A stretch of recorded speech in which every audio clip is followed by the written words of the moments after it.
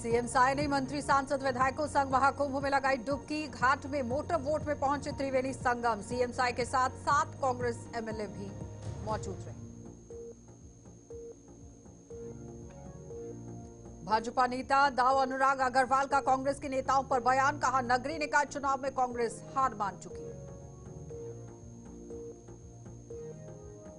और मतदान को लेकर निर्वाचन आयोग पर उठे सवाल। कांग्रेस के संचार प्रमुख सुशीला आनंद शुक्ला ने लगाई कई आरोप।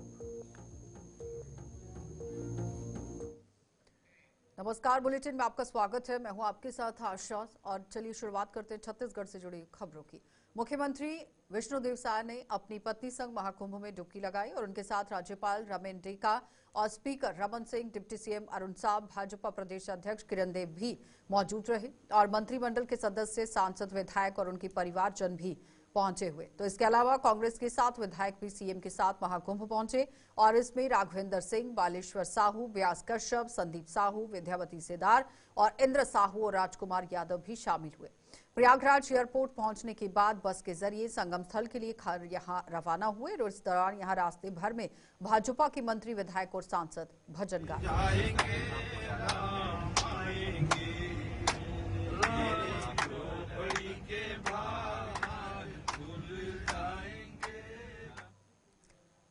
भाजपा नेता दाव अनुराग अग्रवाल का कांग्रेस के नेताओं पर बोलते हुए कह दिया कि कांग्रेस के नेताओं के बयान साफ बताते हैं कि नगरीय निकाय चुनावों में कांग्रेस हार मान चुकी है और अपनी हार खींच यहां छुपाने के लिए ही अभी से बहाने तलाश कर काम करने की कोशिश की जा रही है। आज वे परिसीमन और चुनाव आयोग पर सवाल उठा रहे हैं। परिणाम आते आते ईवीएम पर फिर से आरोप लगाएंगे।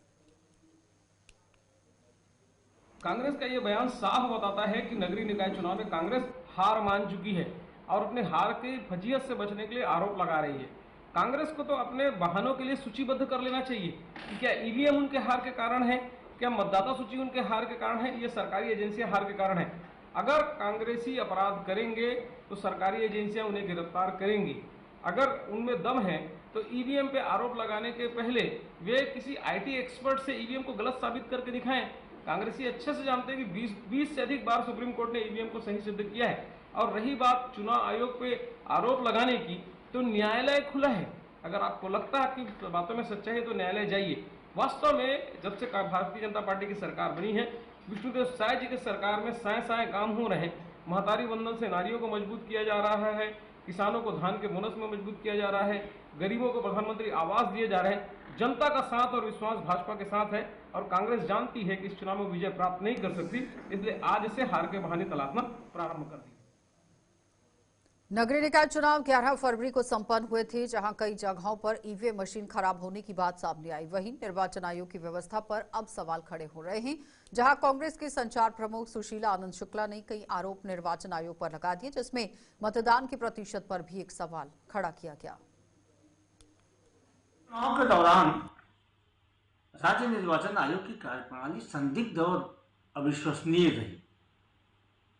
जब मतदान हो रहे थे तब प्रदेश के 80 से 85 जगह ईवीएम मशीनें खराब थी। घंटों लोग परेशान रहे। निर्वाचन आयोग सुस्त बना रहा।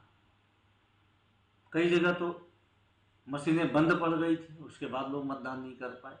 और जब चुनाव के बाद अंतिम वोटिंग के परसेंटेज जारी हुए तो निर्वाचन आयोग ने कोटा नगर पंचायत में 138% मतदान होने का दावा किया है और नवागढ़ नगर पंचायत में 103% मतदान होने का दावा किया है।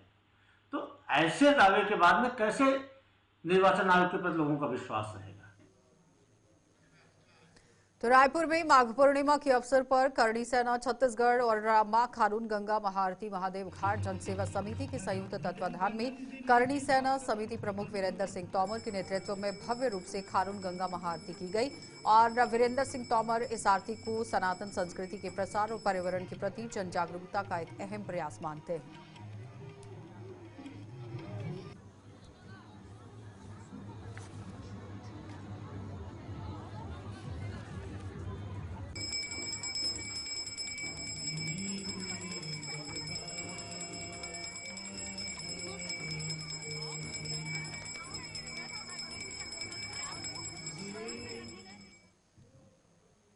तो छत्तीसगढ़ की पवित्र त्रिवेणी संगम यहाँ इस राज्य में ही आप देखिए जो तट है, वहां पर आयोजित राजिम कुंभ कल्प का गत दिवस भव्य शुभारंभ हुआ। राज्य में आयोजित यहां इस 15 दिवसीय आयोजन के उद्घाटन अवसर पर राज्यपाल रामेन डेका मुख्य अतिथि थे और मेले के शुभारंभ पर राज्यपाल सहित साधु संतों और अतिथियों ने भगवान राजीव लोचन की प्रतिमा पर पुष्प अर्पित कर प्रदेश की सुख समृद्धि की कामना की।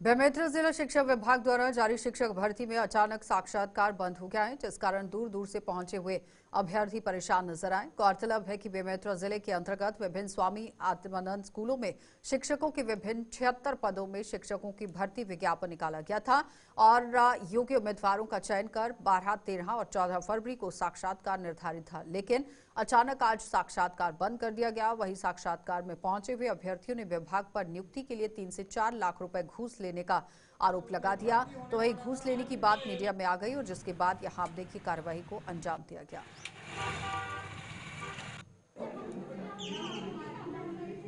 आई हूँ मैं पीटीआई पोस्ट के लिए यहाँ पे हूँ और सर लास्ट टाइम हुआ ये था कि हमें डेट दिया गया था आज का और हमें अभी इन्फॉर्मेशन मिल रहा है कि ये पोस्टपोन हो गया है, अगेन ये मॉडिफाइड हो गया है। और सर इससे पहले हम डीवीसी में आए थे तो वहाँ पर पहले हमारा डीवीसी कंप्लीट हुआ। डीवीसी कंप्लीट होने के बाद एक बाहर मैम खड़ी थी, उन्होंने हमको ऐसा बोला कि बाहर एक पर्पल कलर के पहन के टी शर्ट पहन के एक सर खड़े हैं, आप उनसे मिल लो। हम उनके पास गए, हमें बताया नहीं गया था कि हाँ ये सेटिंग वाला प्रोसेस है। हम उनके पास गए तो वहाँ हमें ये बताया जा रहा था, मतलब ऐसे बताया जा रहा था कि एक पेन है, अगर इन्होंने 3 लाख दिए तो आपको 5 लाख देने पड़ेंगे। अच्छा। मैंने बताया कि मैंने यूनिवर्सिटी टॉप किया है तो मेहनत का कोई मतलब नहीं है, मैं फर्स्ट नंबर पे हूँ, तो अगर मेहनत से ये चीज़ लग सकती है तो मैं क्यों पैसे दूँ। और सर ये चीज़ हो रही है तो बताइए बच्चों का मेहनत करने का क्या मोटिव रह जाएगा। हम रात रात जग के पढ़ते हैं, टॉप करते हैं और यहाँ पे पैसे मांगे जाते हैं। कलेक्टर सर फिर भी कलेक्टर सर का नाम लेकर के पैसे मांगे जा रहे हैं। अच्छा, उन्होंने ऐसा कहा आपकी मेहनत की कोई वैल्यू नहीं है क्योंकि ये पैसे कलेक्टर सर के नाम से मतलब लिए जा रहे हैं। जो भर्ती प्रक्रिया भी चल रही थी तो उसमें बीएड और डीएड को लेके हाई कोर्ट के कुछ आदेश आए थे और दूसरा अभी चुनाव प्रक्रिया चल रही है, प्रशिक्षण चल रहा है हमारा, तो इसलिए अभी हमने उसको निरस्त कर दिया है और जैसे ही आगे जो भी कार्रवाई होगी वो आपको उसकी सूचना मिल जाएगी। सर डीओ कार्यालय में बच्चे सक्ती जिला पंचायत क्षेत्र क्रमांक 06 से जिला सदस्य प्रत्याशी यहां संतोषी शांति कुमार रात्रि प्रत्याशी के रूप में सामने आए। पूरे क्षेत्र में उन्हें तेजी से समर्थन मिल रहा है, क्षेत्र की जनता इनको भरपूर समर्थन दे रही है। जिला पंचायत सदस्य पद हेतु संघर्ष जीतेगा भाई जीतेगा, संतोषी रात्रि जीतेगा। जिला पंचायत जो सदस्य बन के जाते हैं, जनता की मांग है कि आज तक बनने के बाद कोई भी जिला पंचायत सदस्य का कोई कार्य नहीं दिखा पाते हैं।